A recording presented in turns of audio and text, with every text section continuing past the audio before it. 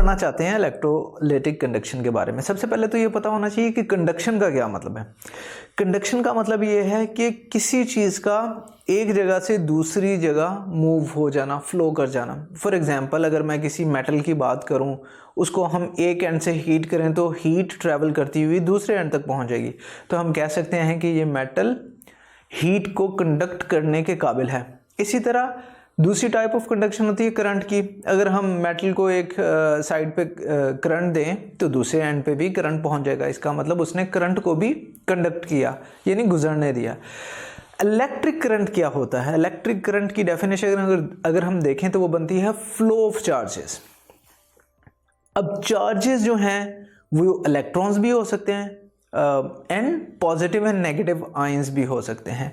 जो इलेक्ट्रॉन है, जैसे इलेक्ट्रॉन की हम बात करें तो मेटेलिक करंट जो है, किसी भी मेटल में से अगर हम करंट गुजारें तो वो इलेक्ट्रॉन्स की वजह से गुजरता है।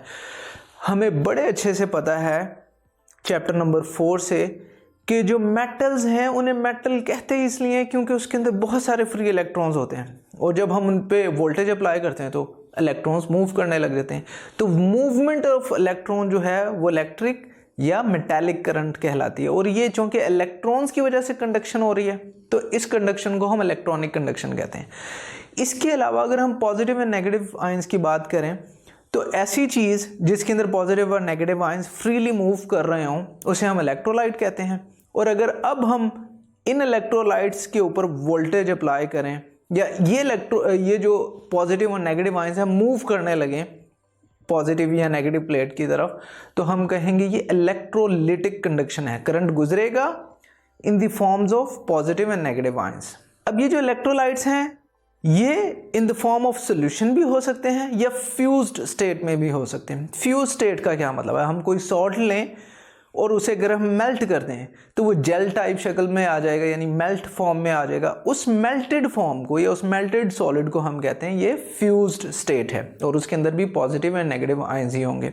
अगर हम इसकी एग्जांपल देखें जो हमारी बुक में दी हुई है इलेक्ट्रोलाइट्स की, लेड ब्रोमाइड है, इसे वाटर में डिज़ोल्व करें हम, यानी सॉल्व करें, उसमें हल हो जाएगा ये, और हमारे पास लेड आयन बनेंगे यानी Pb2+ और ब्रोमाइड आयन बनेंगे यानी Br नेगेटिव।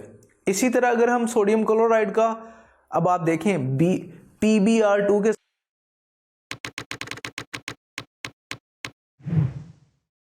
अगर आप ये लेक्चर कंप्लीट देखना चाहते हैं और उसके साथ साथ हजारों MCQs और उनकी एक्सप्लेनेशन चाहते हैं तो अभी कृपया गूगल प्ले स्टोर पे जाइए और डाउनलोड कीजिए app hippo e-learning programme.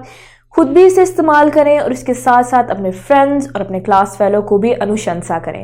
And don't forget to like this video and subscribe to our channel. धन्यवाद।